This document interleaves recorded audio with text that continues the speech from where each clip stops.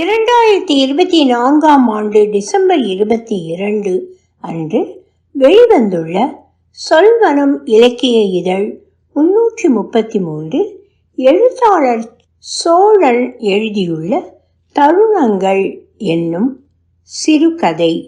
ஒலிவடிவம் சரஸ்வதி தியாகராஜன், பாஸ்டன். தூக்கம் கலைந்த இரவுகளில் மட்டுமே நிலவையும் நட்சத்திரங்களையும் பார்க்க முடிகிறது. அதிகாலையில் எழுந்து கொள்ள முடிந்தது.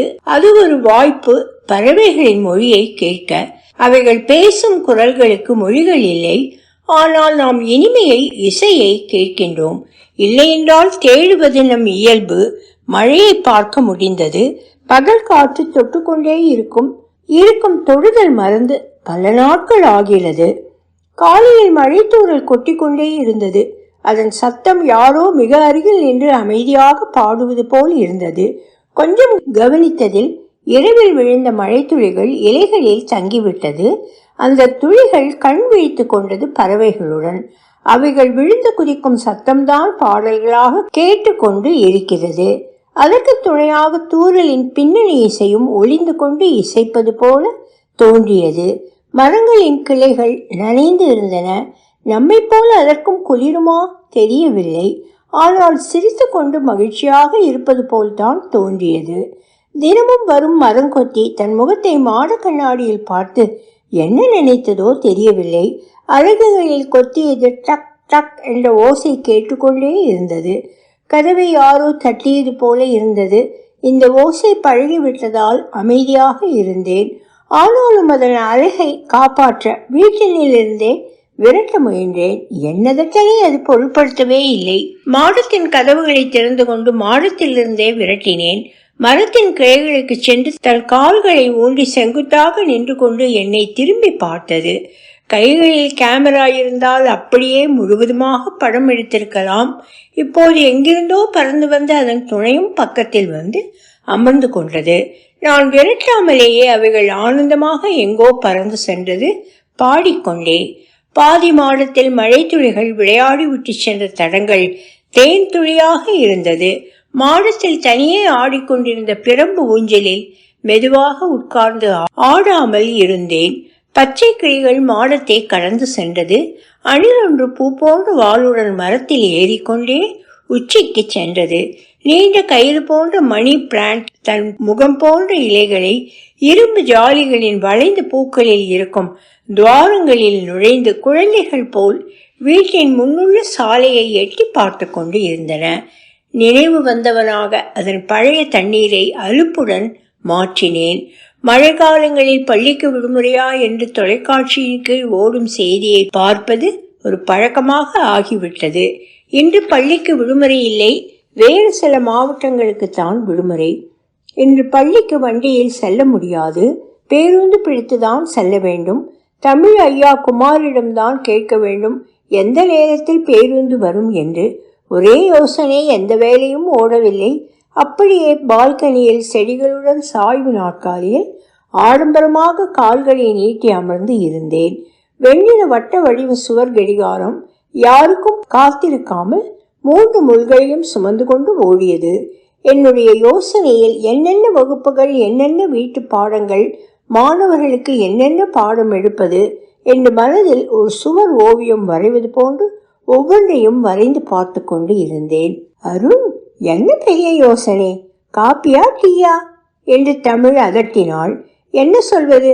காப்பி என்றால் போட்டுவிட்டேன் என்பாள். டீ என்றால் தினமும் தானே குடிக்கிறோம். காப்பி போடவா என்பாள். ஏதோ ஒன்று கொடு தமிழ். ஏதாவது கேட்டால் பதில் கூட கூற முடியாது உனக்கு. சரி, காப்பி கொடு. உன்னுடைய ஃபில்டர் காப்பி குடித்து பல நாள் ஆகிறது. நீதான் எங்கோ காப்பி பவுடர் மாற்றி வாங்கிட்ட. அதனால்தான் காப்பி போடாமல் டீயா குடிக்கிறேன். நானே சரவணாஸ்ல வாங்கிட்டேன். நீ வாங்குனா அதிக விலைக்கு உள்ள காப்பி தூள் தானே வாங்குவ. எங்கிட்ட சொல்லி இருந்தா நானே வாங்க மாட்டேனா? சரி, வாங்கியாச்சு, பேச்ச விடு. என்ன ஸ்கூலுக்கு போறியா இல்லையா? போகணும். ஏன் இழுக்கிற? மழையா இருக்கு, அதான். ஏன் கரைஞ்சு போயிடுவியா? கார் எடுத்துட்டு போ. காசு செலவானாலும் பரவாயில்ல, நான் பார்த்துக்கிறேன். எனக்கு பேங்க்ல வேலை இருக்கு, நான் லீவ் போட்டு இருக்கேன், நான் வேணும்னா கொண்டு வந்து விடவா? இல்ல வேண்டாம். அவள் கொலுசு ஒளிகள் ஆசையாக இசைத்து கொண்டே சென்றது. காப்பியின் மனம் வீடே மணந்து கிடந்தது. அவள் போடும் ஃபில்டர் காப்பிக்கே தங்க வளையல் போடலாம். காப்பி ரெடி என்றாள். நானே சென்று எடுத்துக்கொள்ள வேண்டும், இல்லை என்றால் திட்டுவாள். ஆற்றங்கர பிள்ளையார் போல் நகராமல் உட்கார்ந்திருக்கியே என்பாள். நானே சென்று காப்பியை எடுத்துக்கொண்டு வந்து குடிக்க ஆரம்பித்தேன். உண்மையிலேயே ஒரு உற்சாகம் வந்துவிட்டது. எல்லா அலுப்புகளும் சலிப்புகளும் பறந்து போய்விட்டது. தமிழ், நீயும் கிளம்பு, என்னை கொண்டு வந்து விடு, இப்போதே தாமதமாகிவிட்டது. நீயே சொன்னால்தான் நான் செய்யணும் என்று விழிகளில் கோபத்தை காட்டினாள். அவள் விழிகளை பார்த்து கொண்டே இருக்கலாம். இருவரும் விரைவாக பள்ளிக்கு கிளம்ப தொடங்கினோம். தமிழ்தான் விரைவாக கிளம்பி விடுவாள். எல்லோரும் புடவை கட்ட அதிக நேரம் எடுத்துக்கொள்வார்கள். ஆனால் தமிழ் மட்டும் விரைவாக பேண்ட் ஷர்ட் அணிவது போல சேலை உடுத்தி கொண்டு விடுவாள். யானை நிறத்தில் பூக்கள் போட்ட சேலை, வெள்ளை நிறத்தில் சட்டை அணிந்திருந்தாள். இது அவள் பிறந்த நாளுக்கு எடுத்தது. பளிச் என்று ஒளியுடன் இருந்தாள். நல்ல வேளை, நானும் வெள்ளை சட்டையை எதேச்சையாக போட்டு இருந்தேன். அவளை பார்த்தவுடன் சேம் ஸ்வீட் என்றேன். உடனே அவள் சிரித்து கொண்டாள். மழை பெய்கிறது, வெள்ளை சட்டையா என்றாள். அவளே என்னை அழைத்து கொண்டு சென்றாள். மிதமான வேகத்தில் வண்டியை ஓட்டினாள். மழை சிறு தூறலாக விழுந்து கொண்டே இருந்தது. வைப்பரை அவ்வப்போது போட்டு போட்டு அணைத்தாள். மழை துளிகள் விழுந்து மறைத்து பின் ஒதுங்கி கொண்டு ஓடியது, சிறு அருவி போன்று. அதையே பார்த்தேன், ஒதுங்கி ஒதுங்கி செல்வதை. என்னை விட மிக இயல்பாக ஓட்டினாள். ஸ்கூட்டியில் ஒரு பெண் ஓரமாக எங்கள் முன்னே சென்று கொண்டிருந்தாள். சட்டென்று என்ன நினைத்தாளோ குறுக்கே வந்தாள். தமிழ் உடனே பிரேக் போட்டாள். இடிக்கவில்லை, வண்டி நின்று விட்டது. நல்ல வேளை, பின்புறம் வண்டி எதுவும் வரவில்லை. அந்த பக்கத்தில் வந்த வேறு வண்டி இடித்து விட்டது. நல்ல வேளை, வண்டியில் வந்தவன் பிரேக் போட்டதால் அந்த பெண்ணுக்கு அடி இல்லை, வண்டியில் கீறல் மட்டும்தான். நான் தமிழை பார்த்து போ என்றேன். நீ கண்ணை திறந்து பாரு, அவதான் குறுக்க வந்தாள். யாரோ ஒருவர் கூறினார். நல்ல வேளை, பிரேக் போட்டதால் தப்பித்தாள். எதுவும் பேசாம வா, ஸ்கூல் வரப்போகுது. வண்டி சிக்னலில் நின்றது. அருகே ஒரு வண்டியும் நின்றது. அதில் ஒரு சிறுமி பள்ளி செல்கிறாள். குட்டி தூக்கம் போட்டுக்கொண்டு இருந்தாள். ஏசி ஓடிக்கொண்டிருந்தது. மருத்துவ குறியீடு போட்டியிருந்தது. என் மனதில் ஓடியது, இப்படி சுகமாக தூங்கும் சிறுமிதான் டாக்டருக்கு படிக்க விருப்பப்பட்டோ அல்லது பெற்றோர்களின் ஆசைக்காக தடகள வீராங்கனை போல் வாழ்க்கை முழுவதும் ஓடப்போகிறாள் என்று எண்ணினேன். மரங்கொத்தி எழுப்பும் ஓசை போல் கேட்ட ஒலியால் திரும்பினேன். ஒரு சிறுமி கலையான முகம், ஒரு கையில் குழந்தையுடன் வந்து நின்றாள். மறு கைகளில் விண்டோ ஸ்கிரீன் வைத்திருந்தாள். 2 வண்டி தள்ளி அவள் அம்மாவும் நின்ற வண்டிகளில் விற்று கொண்டு இருந்தாள். சிறுமி தமிழிடம் விற்பதற்கு கேட்டாள், சிரித்த முகத்துடன்.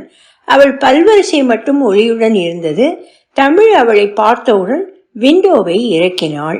என்னிடம் ஏற்கனவே இருக்கு பாப்பா என்று 2 மிட்டாய்களை கொடுத்தாள்.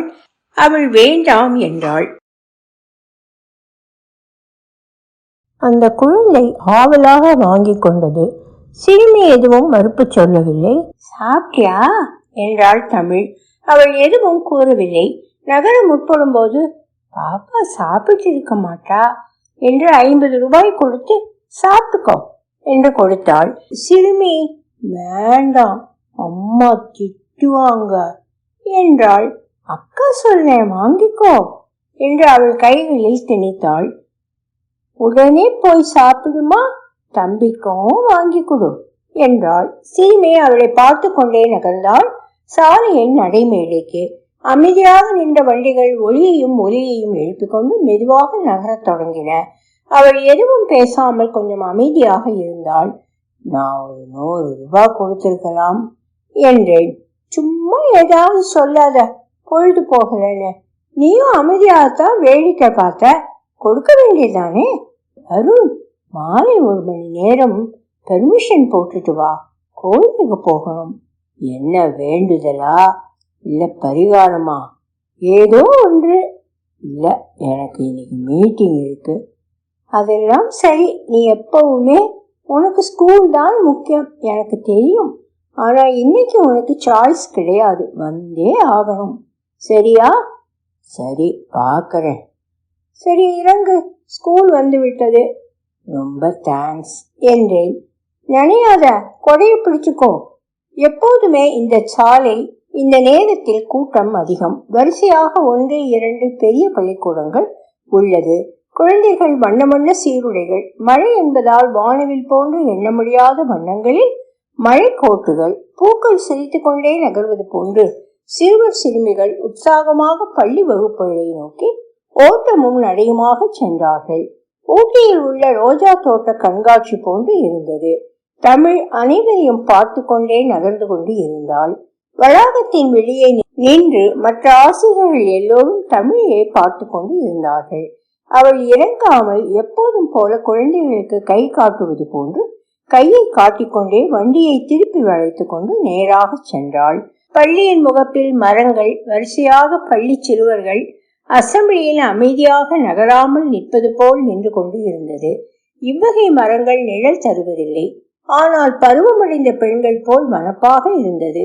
இளஞ்சிவப்பு நிறத்தில் ஒவ்வொரு மரமும் கொத்து கொத்தாக மொத்தமாக 1000 பழங்கள் பழுத்திருக்கும். இந்த பழங்களும் பயனற்றவை. ஆனால் மரங்களின் கால்களில் புதிதாக முளைத்திருக்கும் செடிகள் இளம் பச்சை நிறத்தில் இலைகள் வளைந்து நிற்கும். மரத்தின் பழங்கள் விழுந்தவுடன் மரத்தின் கொப்புகள் 100 கிளைகள் வைத்திருக்கும். ஒரு முறை பள்ளி பருவ தேர்வு நடைபெற்றது. மாணவர்கள் கர்ம ஸ்ரத்தையாக தேர்வு எழுதி கொண்டிருந்தனர். குண்டூசி விழுந்தால் கூட அதன் ஓசை வெளிப்பட்டுவிடும். அப்போது ஒரு குருவியின் சத்தம் கர்நாடக சங்கீதம் போல் ஏற்ற இறக்கத்தோடு ஈர்த்தது. என்ன குருவி என்று கவனித்தேன். சரியாக தெரியவில்லை. பியூன் சுந்தர் சூடான வடையும் டீயும் கொடுத்தார். உளுந்தின் மனமும் ஒருவித கசப்பும் நாவை எட்டியது. வழக்கம் போல் டீ நாக்கில் பற்றவுடன் இனித்தது. அந்த குருவி தேன் செட்டு விரலளவே உள்ளது.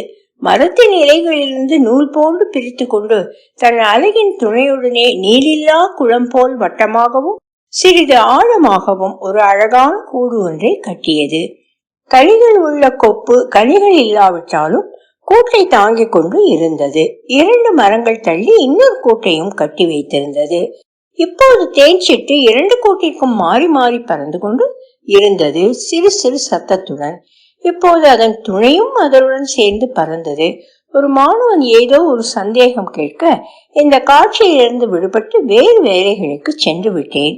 வெளிச்சமும் குளுமையும் வகுப்பில் வீசிக்கொண்டு இருந்தது. வகுப்புகள் தொடங்கிவிட்டது என்பதை முதல் மணி அறிவித்தது. பள்ளியின் பக்கத்தில் வயல்வெளிகளும் கரும்பு தோட்டங்களும் வாழை தோட்டங்களும் நிரம்பி இருந்தன. கான்கிரீட் வேலிகள் பள்ளியையும் வயல்களையும் உறுதியாக பிரித்து வைத்திருந்தது. எனக்கு முதல் பாட வேளை வருகை பதிவேட்டை ஒவ்வொரு வகுப்பாக அலுவலக உதவியாளர் வருகை பதிவேட்டை வழங்கி கொண்டு வந்து கொண்டு இருந்தார். என்னை பார்த்தவுடன் முகமன் கூறிவிட்டு வருகை பதிவேட்டை கொடுத்துவிட்டு அடுத்த வகுப்பிற்கு சென்று விட்டார். நான் உள்ளே சென்றவுடன் மாணவ மாணவிகள் எழுந்து நின்றனர். அவர்களை அமர சொல்லிவிட்டு வருகை பதிவை எடுக்க தொடங்கினேன். 1-2 பேர்கள் மட்டுமே வரவில்லை. வருகை பதிவேடு சாய்வு கோடுகளும் நிறைந்திருந்தன. 2 சிவப்பு குறியீடு மட்டுமே கண்ணில் படுகிறது. சஞ்சனா ஒரு வாரமாக வரவில்லை. அவள் அம்மாவிற்கு அடிக்கடி உடம்பு சுகமில்லாமல் போவதால் அவளால் சரியாக வர முடியவில்லை. நன்றாக படிக்கக்கூடியவள். அவளை ஒருமுறை பார்த்தபோது அவள் அம்மாவிற்கு கர்ப்பப்பையில் ஏதோ கோளாறு என்றால் அதை நீக்குவது என்று முடிவு செய்து விட்டார்கள் போல. எனவே அவளால் 1 மாத காலம் வர முடியாது என்று நினைக்கிறேன். அவள் மிகவும் வருத்தப்பட்டாள் பாடத்தின் பொருட்டு. அவளிடம் நான் உறுதி கூறினேன், விடுபட்ட பாடங்களை மீண்டும் எடுக்கின்றேன், படித்துக் கொள்ளலாம். அவள் கொஞ்சம் ஓரளவு சமாதானம் ஆனாள். அவள் அப்பாவிற்கும் அதிகமாக விடுப்பு கிடைக்க வாய்ப்பில்லை. இவள் தான் பொறுப்பாக அவள் அம்மாவை பார்த்து கொள்கிறாள். அவளை ஒருமுறை சென்று பார்க்க வேண்டும். தமிழ் கூட சேர்ந்து செல்லலாம் என்றாள். பியூன் வந்து வருகை பதிவேட்டை அவசர அவசரமாக எடுத்துக்கொண்டு சென்றார். நான் பாடத்தை எடுக்க தொடங்கினேன். அன்றைய பாடம் கணிப்பொறி அறிவியலில் உள்ள புரோகிராம் எழுதுவது தொடர்பான பாடம். டிராவல்சிங் பற்றிய பாடம் நடத்த தொடங்கினேன். நீல நிறத்தில் கரும் பலகையில் எழுதி போட்டேன். அதாவது கணிப்பொறி சேமிப்பில் உள்ள ஒரு பெயரை பதிவு செய்துவிட்டு அந்த பெயரில் உள்ள ஒவ்வொரு எழுத்தாக எடுத்து சோதிப்பது பற்றி நடத்தி கொண்டிருந்தேன். நான் நடத்தும் போது அனைத்து மாணவர்களின் கண்களும் என்னை நோக்கி விழிப்பாக இருந்தது.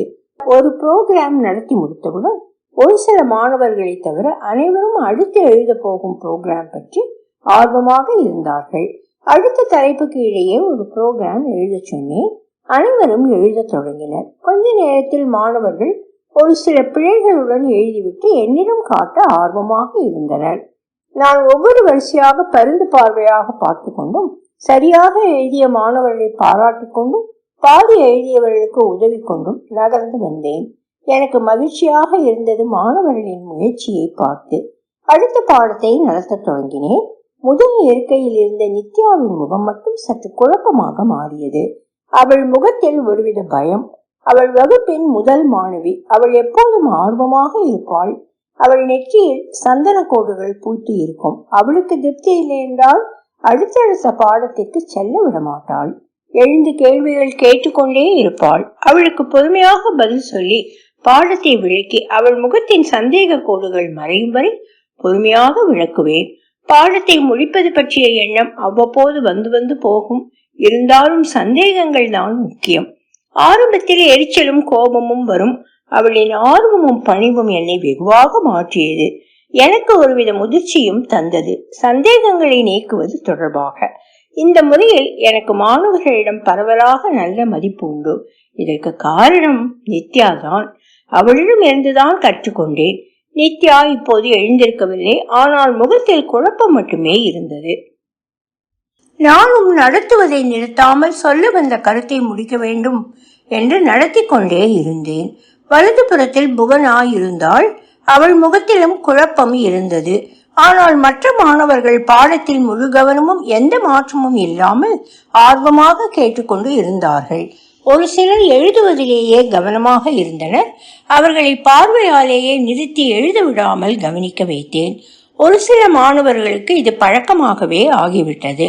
கவனிப்பதும் எழுதுவதும் ஒன்றாக ஆகிவிட்டது. ஆனால் மாற்ற முடியாது. அவ்வப்போது சுட்டி காட்டிக்கொண்டே கட்டுப்படுத்தலாம். திரைப்படம் ஓடுவது போல் ஓடிக்கொண்டே இருந்தது. நான் நடத்தி கொண்டே சொல்லியவற்றை மனதில் ஓட்டி சரி பார்த்து கொண்டே இருந்தேன். எனக்கு பாடத்தில் எந்த குழப்பமும் இல்லை. தண்ணிப்பட்ட பாடு. வகுப்பை முடித்துவிட்டு அவர்களிடம் கேட்டுக்கொள்ளலாம் என்று நடத்துவதை நிறுத்தாமல் நடத்தி கொண்டே இருந்தேன். நித்யா சிறிது நேரம் கழித்து எனக்கு கண்ணால் ஜன்னல் பக்கம் சைகை காட்டினாள்.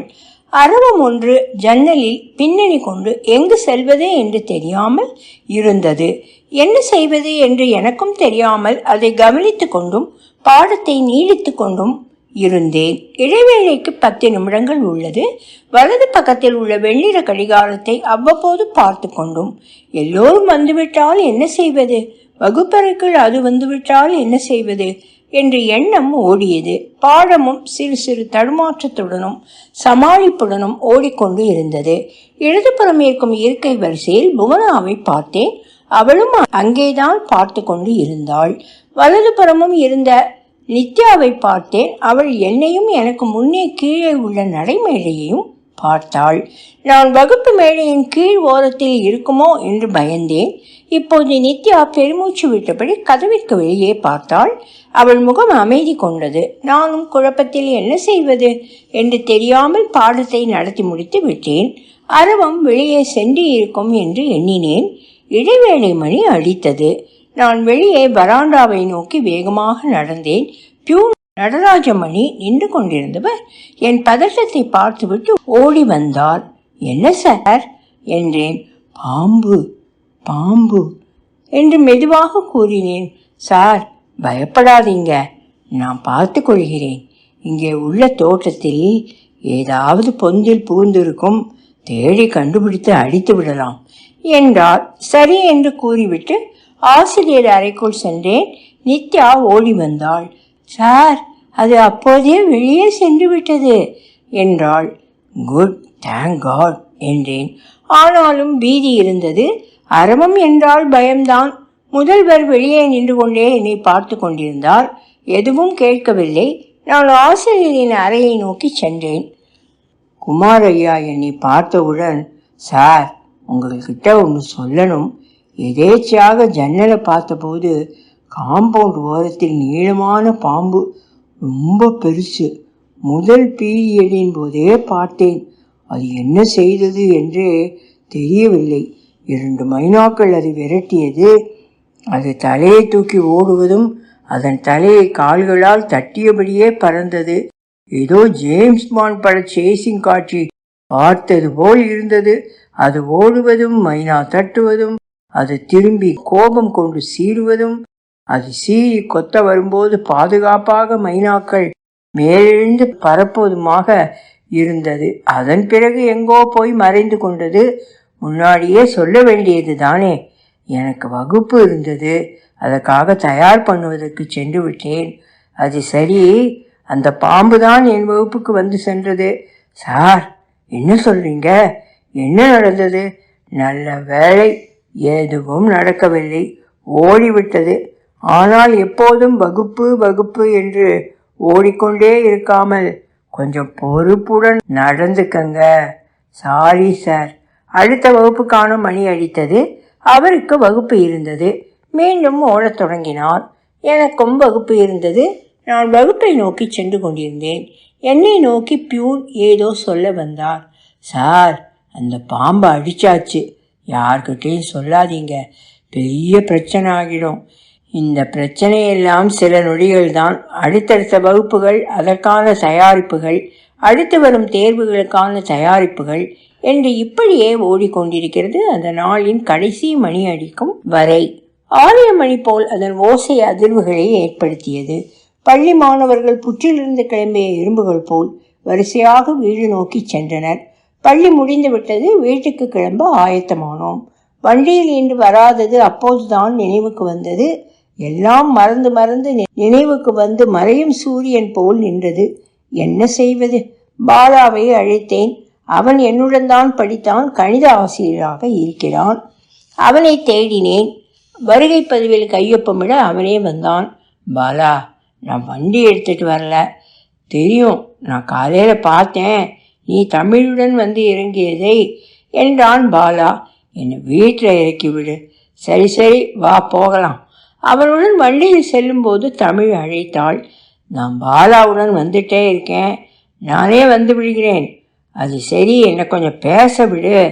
ஒரு முக்கியமான விஷயம், ஒரு நல்ல செய்தி இருக்கு, உண்ட சொல்லணும். அப்புறம் கோயிலுக்கு போகணும். அதான் காலையிலே சொன்னியே, அது வேறு இது வேறு. என்ன, ஆஃபீஸில் ப்ரமோஷனா? அதிக பிரசங்கி, அதை நேரில் தான் சொல்லணும். சரி வா, பார்த்துக்கலாம். பாலா வேகமாக ஓட்டினான். மெதுவாக வந்தா போதும், பாலாட்ட சொல்லு. சரி சரி. அருண், எப்படி தமிழை சமாளிக்கிற? நல்ல பொண்ணு தான், அவளுக்கு தான் முதலில் இருக்க வேண்டும். ரொம்ப ப்ராக்டிக்கல். எதையும் நான் பெருசாக எடுத்துக்கிறது இல்லை. சண்டை என்று வந்தால் நான் உடனே அந்த இடத்தை விட்டு கொஞ்சம் நகர்ந்து விடுவேன். அதுவாகவே எல்லாம் கொஞ்சம் நேரத்தில் சரியாகிவிடும். ஓடும் நதி எதையும் வைத்து கொண்டு செல்வதில்லை. எல்லாவற்றையும் மறந்து புதிதாக புத்துணர்ச்சியுடன் ஓடுவது போல் நான் மறக்க வேண்டியவற்றை மறந்து விடுவேன். உங்கள் வீட்டில் பரவாயில்ல, எங்கள் வீட்டில் இருவரும் ஒரே அலைவரிசை, தினமும் சண்டைதான் என்று பாலா கூறினான். சாக்லேட் விளம்பரத்தை பார்த்தால் சில சமயம் கோபம் வரும். அது எப்படி எல்லாம் தானாக சரியாகிவிடும், எந்த முயற்சியும் இல்லாமல் என்று. ஆனால் சில சமயங்களில் கொஞ்சம் யோசித்து பார்த்தால் அதுவும் சரிதான். பாலா என்னை தெருமுக்கிலே இறக்கிவிட்டான். வீட்டிற்கு வா என்று அழைத்தேன். எனக்கான வேலை பட்டியல் என் வீட்டில் ரெடியாகி இருக்கும் என்றான் பாலா. சாத்திய வீட்டின் கேட்டை திறந்தேன். அது எப்போதும் சத்தத்துடன் திறந்து கொண்டது. தமிழ் புதிதாக நாவல் பழ நிறப்பட்டில் வாசல் படியில் அமர்ந்து காத்து கொண்டு இருந்தாள். என்னை பார்த்தவுடன் அந்த பழைய புன்னகையுடன் எழுந்து வந்தாள். புதிதாக பூத்த மலர் போல. நான் கொஞ்ச நேரத்தில் ரெடியாகி விடுகிறேன், கோயிலுக்கு செல்லலாம் என்றேன். நான் இப்போதும் அவளிடம் கேட்க மறந்து போனேன். நினைவு வந்தவுடன் என்ன நல்ல செய்தி என்றேன். அவள் எதுவும் கூறாமல் என் அருகிலே வந்து என் மீது சாய்ந்து கொண்டாள். மல்லிகையின் மனம் வீசியது. ஒலிவடிவம் சரஸ்வதி தியாகராஜன், பாஸ்டன்.